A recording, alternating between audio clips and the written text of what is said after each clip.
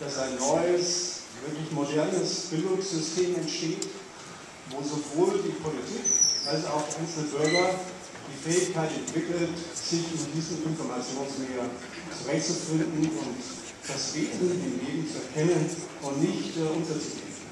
Also es geht letztendlich darum, wie können wir den Menschen die Fähigkeit geben, sich in diese Informationsflut zu bewegen. Sie haben gesagt, ein Ausbildungssystem schaffen. Ich darf vielleicht Herrn Professor Kottstock die Frage weitergeben, ist an den Hochschulen daran gedacht, das mit aufzunehmen? Selbstverständlich wird der Umgang mit Medien bei uns auch unterrichtet. Wir haben Einweisungen in Recherchetechniken, in Zitiermöglichkeiten bei irgendwelchen Publikationen, die man dann noch einhalten muss.